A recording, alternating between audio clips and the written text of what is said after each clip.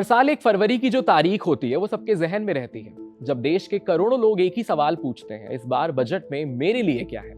1 फरवरी को पेश होने वाले सेंट्रल बजट सिर्फ आंकड़ों का दस्तावेज नहीं है, कोई डॉक्यूमेंट नहीं है, बल्कि ये तय करता है कि आने वाले साल में भारत किधर जाएगा, बचत की ओर, खर्च की ओर, विकास की ओर, रफ्तार की ओर।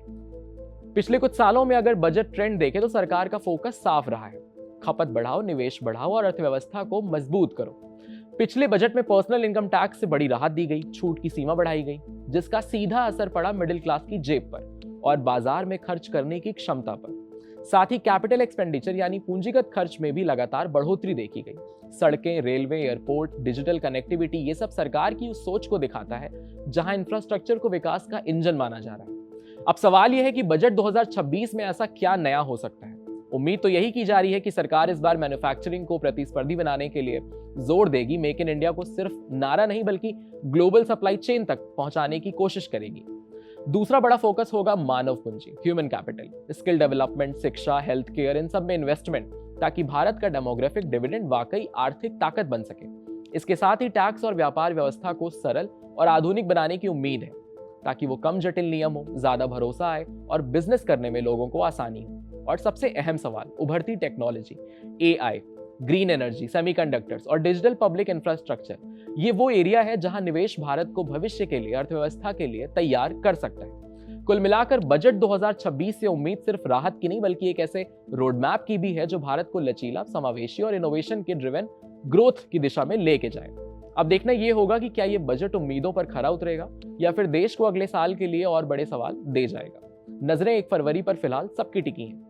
हर साल केंद्रीय बजट देश का ध्यान खींचता है, क्योंकि ये नए फाइनेंशियल साल के साथ देश की आर्थिक दिशा तय करता है। जैसे ही वित्त मंत्री टैक्स दरों पर ध्यान केंद्रित करते हुए, खर्च को फिर से संतुलित करते हुए और प्राथमिकताएं तय करते हुए वित्तीय फैसले लेते हैं, हर भारतीय परिवार, व्यवसाय, नीति निर्माता ये समझने के लिए बेहद इच्छुक रहते हैं कि उन्हें क्या फायदा हुआ, क्या नुकसान। आज आपको बताएंगे कि पिछले 5 सालों में बजट को लेकर के जो उम्मीदें रही हैं और इस बार जो नए बजट को लेकर के उम्मीदें हैं, लोगों ने आस लगाया है, और तो और साथ ही आपको ये बताएंगे कि क्या बीते 5 बजट में सरकार ने लोगों की मंशा पर काम किया है और इस बार क्या वाकई लोगों के मन का बजट आएगा। यहाँ पिछले 5 सालों में देखे गए प्रमुख बदलावों और फाइनेंशियल ईयर 2026 और 27 के लिए क्या गुंजाइश है, ये देखिए। पहला, टैक्स सुधार। पिछले 5 सालों में भारत के बजट और टैक्स ने मिडिल क्लास और व्यवसायों के लिए कई अहम बदलाव देखे हैं। फाइनेंशियल ईयर 21-22 से लेकर के 25-26 तक पर्सनल टैक्स में लगातार सुधार हुए, जैसे कि मेजरमेंट कटौती बढ़ना, नई स्लैब लागू होना, 25 में 12 लाख रुपए तक की इनकम टैक्स पूरी तरीके से छूट दे दी गई। वहीं कॉर्पोरेट टैक्स और जीएसटी में भी बड़े बदलाव हुए। जीएसटी को आसान बनाने के लिए स्लैब कम किए गए और चुनिंदा लग्जरी गुड्स पर 40% का टैक्स लगाया गया। इन सुधारों का मकसद न केवल टैक्स पेयर्स को राहत देना था, बल्कि अर्थव्यवस्था में इन्वेस्टमेंट और खपत को बढ़ावा देना था। अब बजट 2026 की ओर देखते हुए उम्मीदें और बढ़ गई हैं।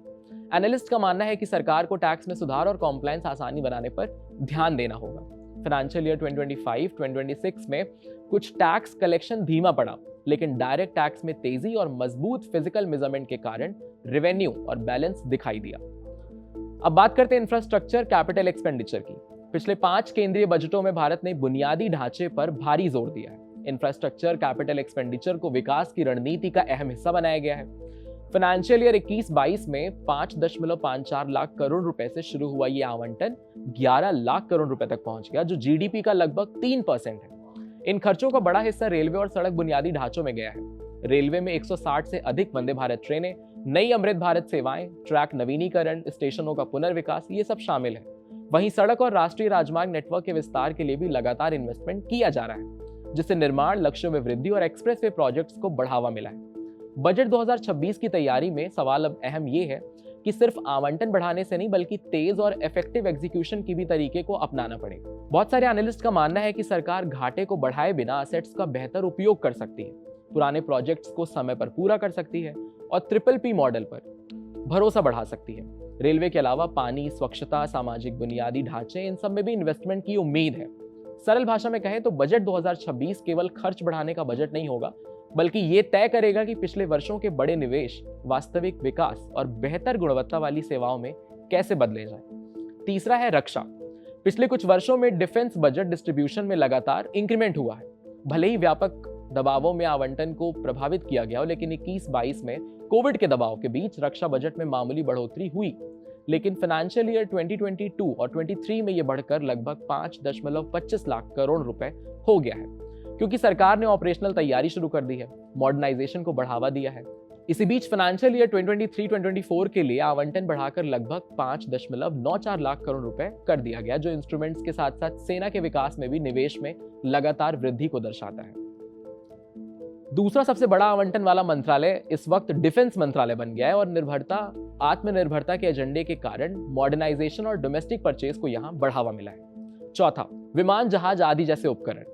पिछले कुछ वर्षों में रक्षा बजट में न सिर्फ केवल वेतन, पेंशन और रखरखाव जैसे राजस्व खर्च शामिल हैं, बल्कि मेक इन इंडिया जैसी पहलों के तहत निवेश को भी बढ़ावा देने पर जोर दिया गया। इसके परिणाम स्वरूप भारत में रक्षा उत्पादन और निर्यात में रिकॉर्ड वृद्धि देखी गई है।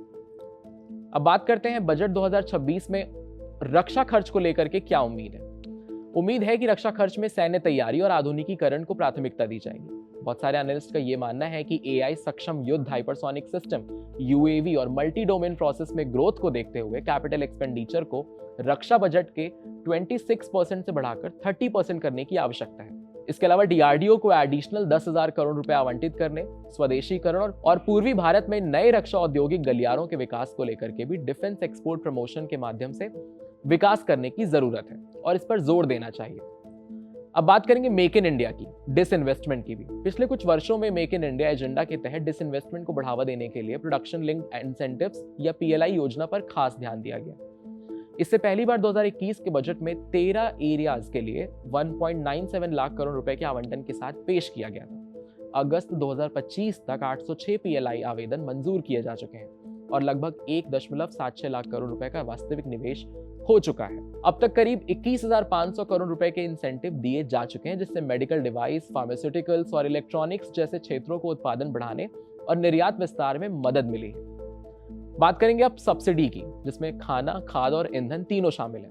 पिछले 5 बजटों में भारत की वेलफेयर और सब्सिडी नीतियों में महामारी से सामान्य स्थिति की ओर बदलाव देखा गया है। फाइनेंशियल ईयर 2021 और 22 में पीएमजीकेएवाई के तहत मुफ्त अनाज सहित राहत उपायों के कारण खाने और खाद पर सब्सिडी ज्यादा रही, जिससे कुल सब्सिडी महामारी से पहले के स्तर से ऊपर चली गई। उसके बाद बजट 2026 में उम्मीद है कि बड़े पैमाने पर विस्तार के बजाय कल्याणकारी योजनाओं पर, वेलफेयर स्कीम्स पर ज्यादा ध्यान दिया जाएगा। महामारी के दौरान लागू इमरजेंसी उपायों को हटाए जाने के बाद आवंटन मुख्य रूप से public distribution system, fertiliser support और एलपीजी, स्वच्छ ऊर्जा सब्सिडी जैसे मौजूद फ्रेमवर्क पर सरकार ध्यान केंद्रित करेगी। यानी अब सब्सिडी का फोकस जरूरतमंदों और प्रभावी वितरण पर होगा, जिससे सरकार संसाधनों का बेहतर उपयोग कर सके। और आखिरी में कृषि। पिछले 5 बजटों में कृषि और ग्रामीण विकास को लगातार फाइनेंशियल असिस्टेंस दी जा रही है। फाइनेंस मिनिस्टर निर्मला सीतारमण ने 2025-26 के बजट के वक्त इस देश के विकास का पहला इंजन कृषि को बताया था। महामारी से उबरने के लिए एग्रीकल्चर इंफ्रास्ट्रक्चर फंड में बढ़ोतरी की गई थी। बजट 2024-25 में कृषि से संबंधित क्षेत्रों के लिए कुल आवंटन 1.40 लाख करोड़ रुपए का था, जिस प्रस्ताव को आगे भी रखा गया, जिसमें ग्रामीण समृद्धि, बेरोजगारी, कौशल विकास और आत्मनिर्भरता जैसे मिशन शामिल थे। इस पूरे समय में एमजी नरेगा, जिसका नाम बदलकर वीबीजी रामजी जैसी ग्रामीण सुरक्षा योजनाएं भी लागू कर दी गई हैं। उसमें भूमि विकास, सिंचाई और जल संचयन जैसी परियोजनाओं में मदद मिल सकती है। बजट 2026 से उम्मीद ये है कि निरंतर जो किसानों को क्रेडिट कार्ड की सीमा बढ़ाई जाए, उत्पादकता बढ़ाने के लिए काम किए जाए और मुख्य श्रृंखला मिशनों पर काम करना, जैसे ग्रामीण रोजगार सृजन और लचीलेपन को मजबूत करना है। अगर हम 2026 के बजट की बात करें तो पिछले कुछ सालों के पैटर्न से एक स्पष्ट ट्रेंड दिखा रहा है। हम उम्मीद कर सकते हैं कि सरकार कैपिटल खर्च बढ़ाएगी, टैक्स देने वालों को राहत मिलेगी, मैन्युफैक्चरिंग सेक्टर को सपोर्ट मिलेगा, वेलफेयर प्रोग्राम्स पर ध्यान होगा। इसका मकसद फिस्कल घाटे को संतुलित करते हुए अर्थव्यवस्था में ग्रोथ को बनाए रखना है। पिछले बजटों से ये साफ होता है कि इंफ्रास्ट्रक्चर, डिफेंस और मैन्युफैक्चरिंग में तेजी बनी हुई है, जबकि सब्सिडी और टैक्स में भी समय समय पर सुधार किए जा रहे हैं। फिलहाल देखना ये होगा कि 2026 का बजट लोगों की उम्मीदों के लिए कितना खरा उतरता है। ऐसी अमेजिंग एक्सप्लेनर्स देखने के लिए कड़क के YouTube चैनल को सब्सक्राइब करिए, फॉलो करिए हमें इंस्टाग्राम पर और देखते रहिए कड़क।